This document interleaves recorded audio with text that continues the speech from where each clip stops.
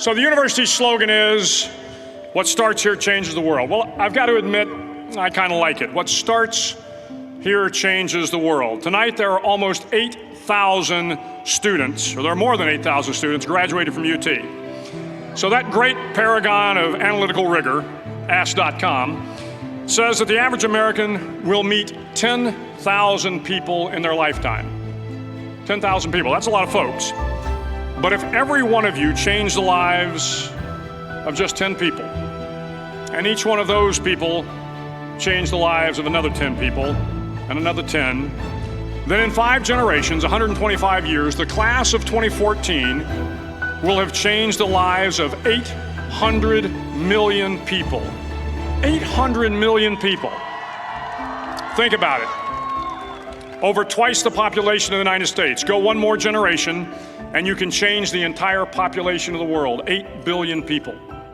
If you think it's hard to change the lives of 10 people, change their lives forever, you're wrong. I saw it happen every day in Iraq and Afghanistan. A young Army officer makes a decision to go left instead of right down a road in Baghdad, and the 10 soldiers with him are saved from a close-in ambush.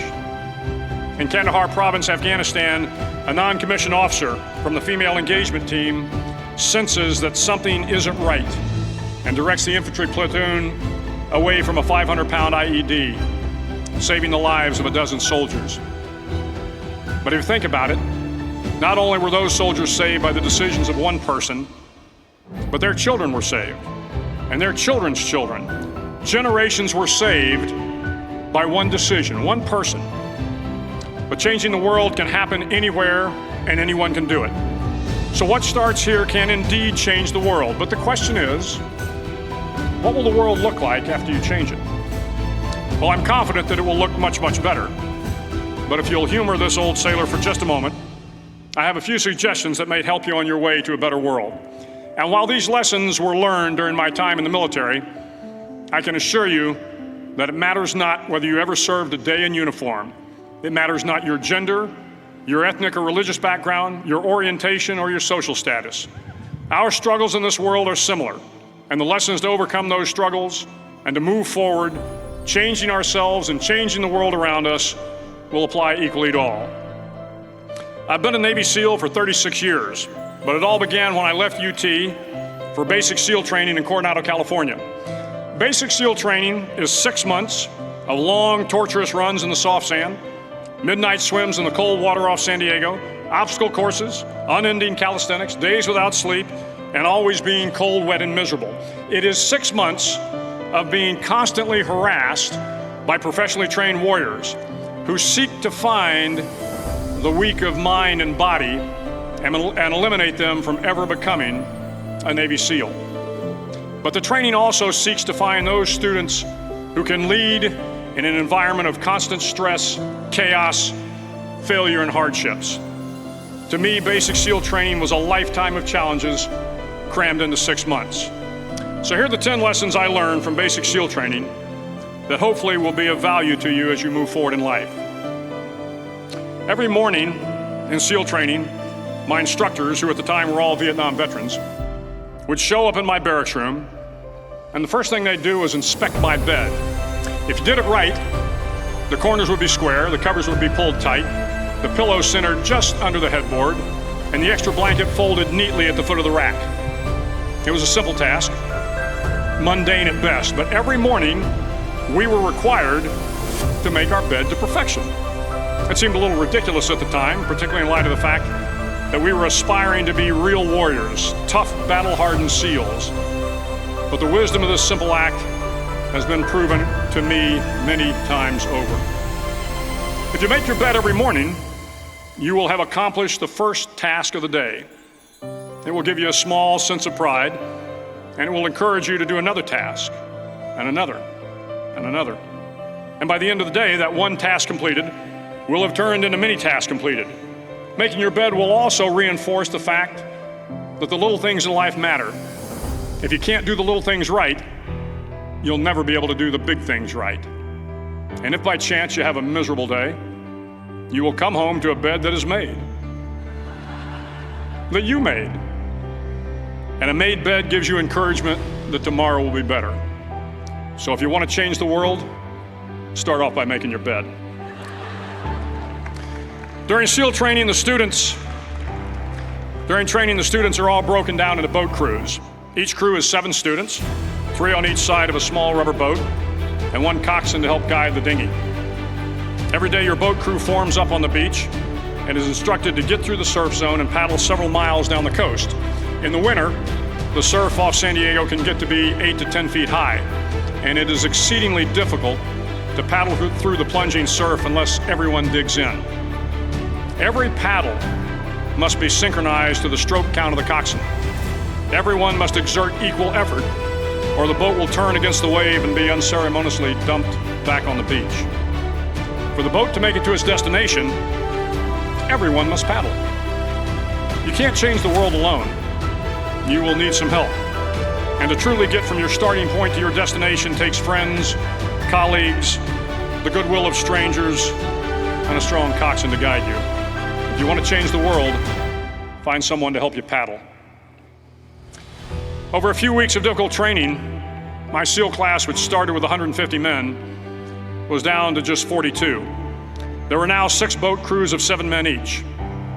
I was in the boat with the tall guys, but the best boat crew we had was made up of the little guys, the Munchkin crew, we called them. No one was over 5'5". The Munchkin boat crew had 1 American Indian, 1 African American, 1 Polish American, 1 Greek American, 1 Italian American, and 2 tough kids from the Midwest.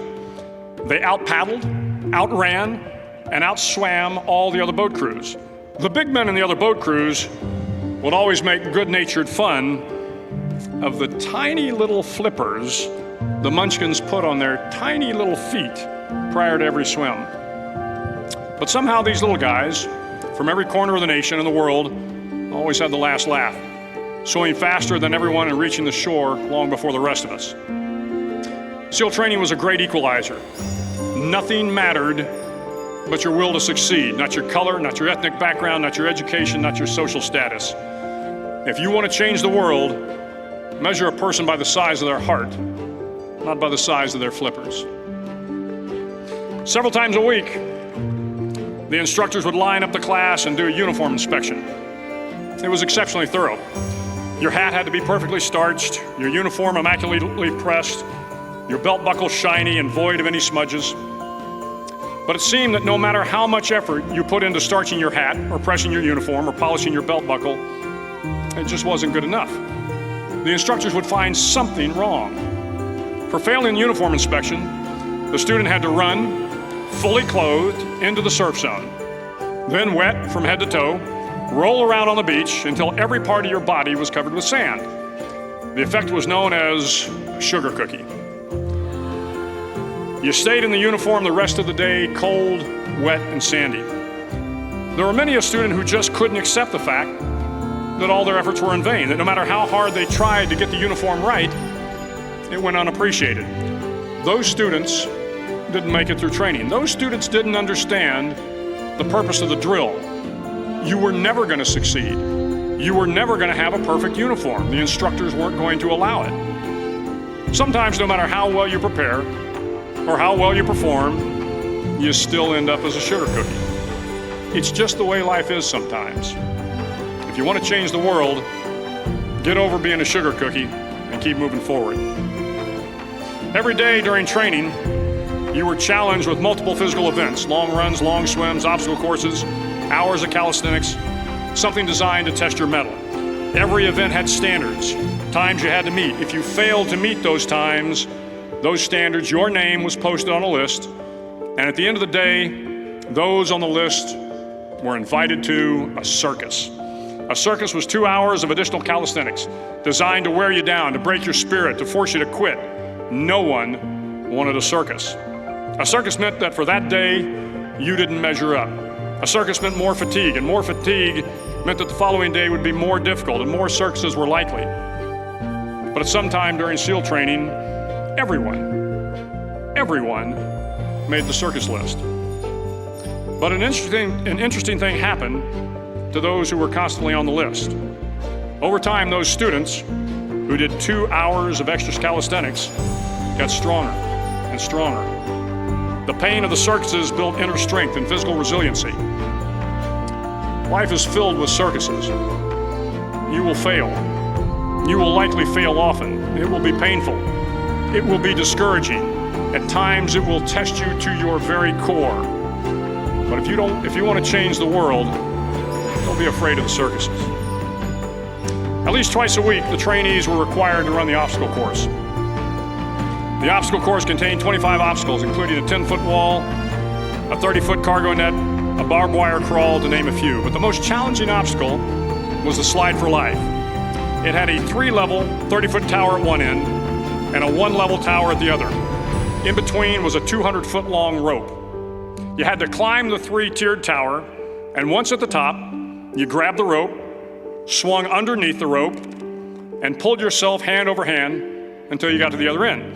The record for the obstacle course had stood for years when my class began in 1977. The record seemed unbeatable until one day a student decided to go down the slide for life head first. Instead of swinging his body underneath the rope and inching his way down, he bravely mounted the top of the rope and thrust himself forward. It was a dangerous move, seemingly foolish and fraught with risk.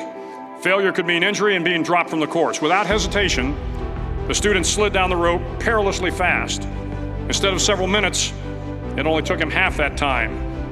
And by the end of the course, he had broken the record. If you want to change the world, sometimes you have to slide down the obstacles head first. During the land warfare phase of training, the students are flown out to San Clemente Island, which lies off the coast of San Diego. The waters off San Clemente are a breeding ground for the great white sharks. To pass SEAL training, there are a series of long swims that must be completed.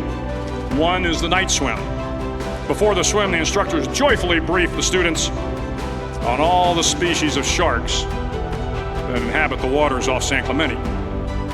They assure you, however, that no student has ever been eaten by a shark, at least not that they can remember.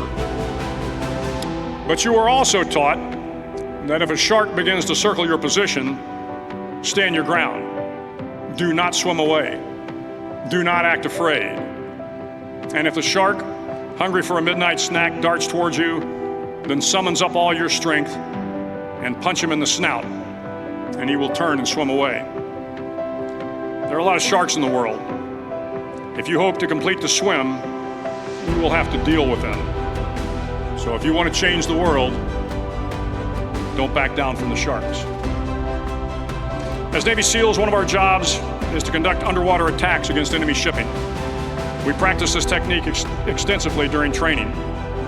The ship attack mission is where a pair of SEAL divers is dropped off outside an enemy harbor and then swims well over 2 miles underwater, using nothing but a depth gauge and a compass to get to the target. During the entire swim, even well below the surface, there is some light that comes through. It is comforting to know that there is open water above you. But as you approach the ship, which is tied to a pier, the light begins to fade. The steel structure of the ship blocks the moonlight. It blocks the surrounding street lamps. It blocks all ambient light. To be successful in your mission, you have to swim under the ship and find the keel, the center line, and the deepest part of the ship. This is your objective. But the keel is also the darkest part of the ship, where you cannot see your hand in front of your face, where the noise from the ship's machinery is deafening, and where it gets to be easily disoriented, and you can fail. Every SEAL knows that under the keel, at that darkest moment of the mission, is a time when you need to be calm, when you must be calm, when you must be composed, when all your tactical skills, your physical power, and your inner strength must be brought to bear. If you want to change the world, you must be your very best in the darkest moments. The 9th week of training is referred to as Hell Week.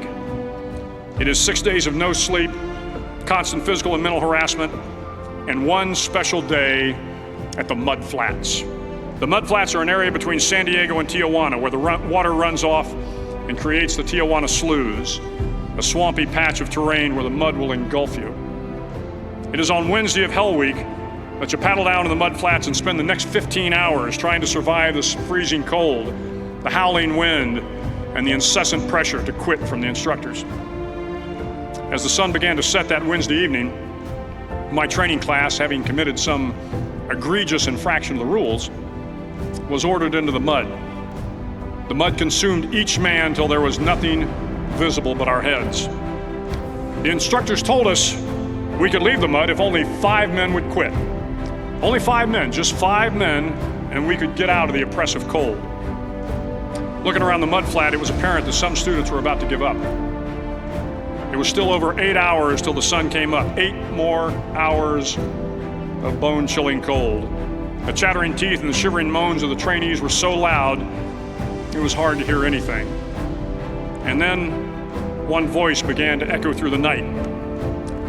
One voice raised in song. The song was terribly out of tune, but sung with great enthusiasm.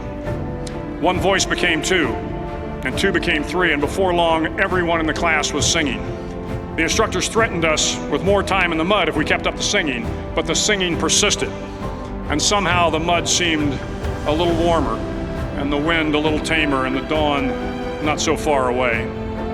If I have learned anything in my time traveling the world, it is the power of hope, the power of one person, a Washington, a Lincoln, King, Mandela, and even a young girl from Pakistan, Malala. One person can change the world by giving people hope. So if you want to change the world, start singing when you're up to your neck in mud. Finally, in SEAL training, there's a bell. A brass bell that hangs in the center of the compound for all the students to see. All you have to do to quit is ring the bell. Ring the bell, and you no longer have to wake up at 5 o'clock. Ring the bell, and you no longer have to be in the freezing cold swims. Ring the bell, and you no longer have to do the runs, the obstacle course, the PT, and you no longer have to endure the hardships of training. All you have to do is ring the bell to get out. If you want to change the world, don't ever ring the bell.